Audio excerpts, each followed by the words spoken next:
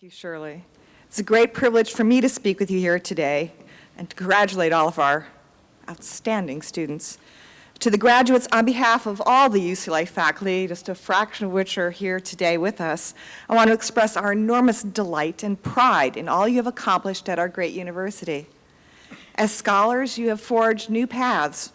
You've pushed back the frontiers of knowledge and brought distinctions to yourself and to UCLA. And as teachers and mentors, you've inspired your students.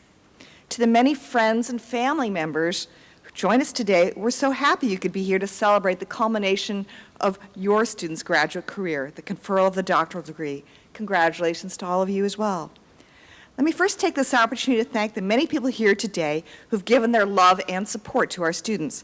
The parents and partners, the spouses and siblings, the children, mentors, friends, and other important people in the lives of our graduates. Your support has taken many forms: financial, emotional, time, and personal sacrifice.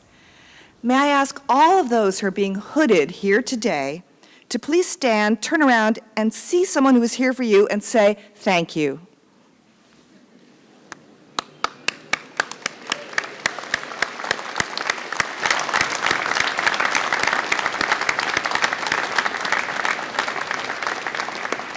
Thank you. Please be seated.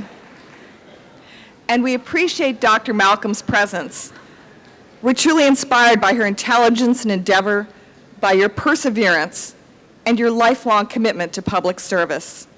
Thank you for dedicating your life to making the road broader and smoother for so many young people, and for giving them the opportunity to excel in science and engineering fields that they've grown to love. Dr. Malcolm's life story is remarkable. She came from a small rural town in Alabama and now holds a senior leadership role in the American Association for the Advancement of Science, the world's largest general scientific organization.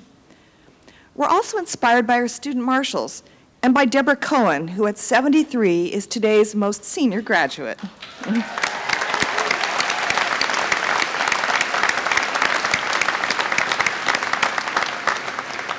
Her life journey has truly taken her to great heights. Her doctoral research explored Tibetan contemporary arts and culture and sheds light on ancient traditions. Congratulations, Deborah.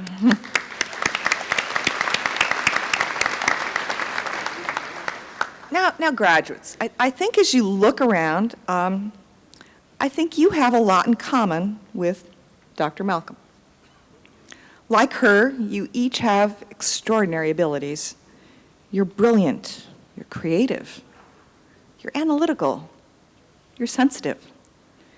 You are outstanding communicators, and perhaps you're also musical or athletic or artistic.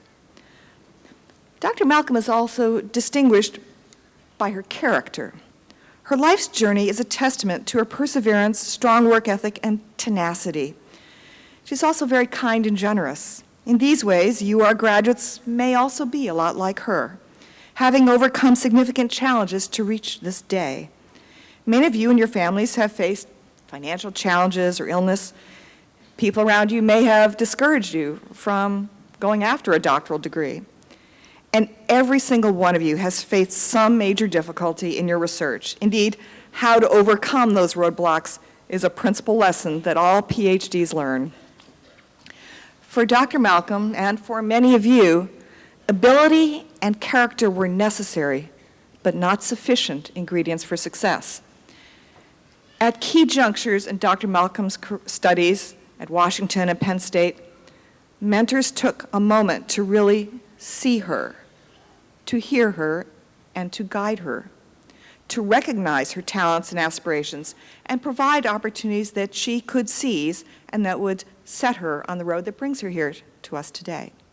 And almost certainly each of you has experienced such a moment or a period of time at UCLA when a teacher or mentor made a difference and did something that changed your life.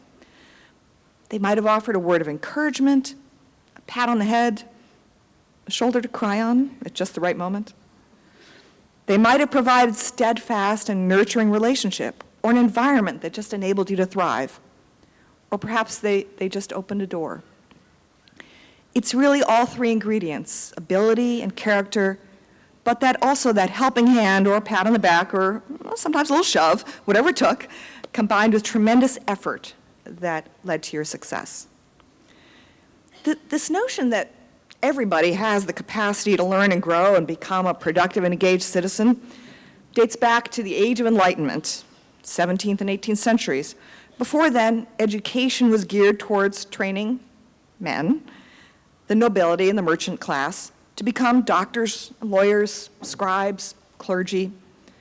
The scientific revolution and religious upheaval set the stage for transformation.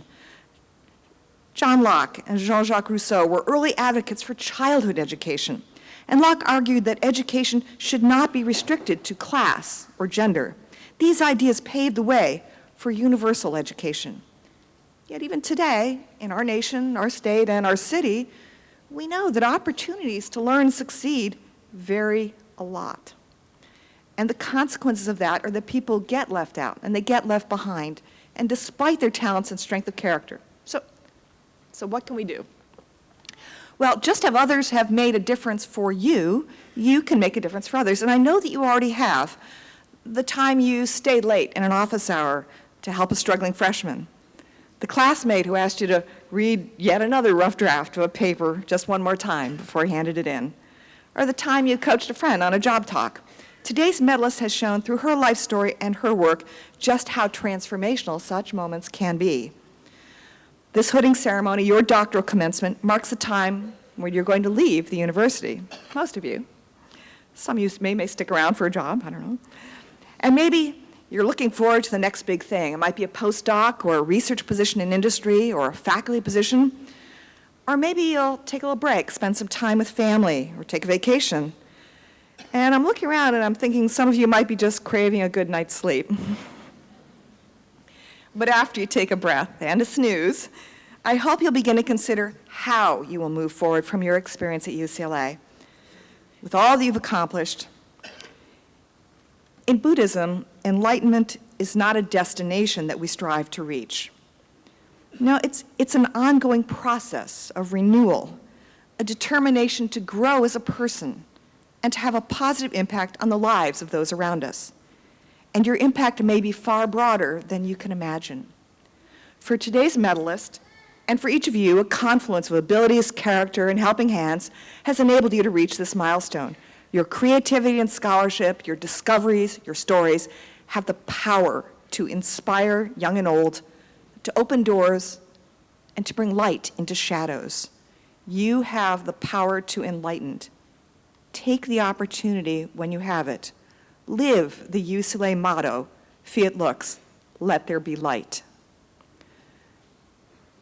Graduates, today we celebrate your accomplishments. They're substantial, they're important, they're creative, they're impactful, and they are inspiring, one and all. And our hearts are filled with joy and hope and love for each and every one of you. Congratulations from the entire UCLA community. We can't wait to see what you do next. Fiat lux.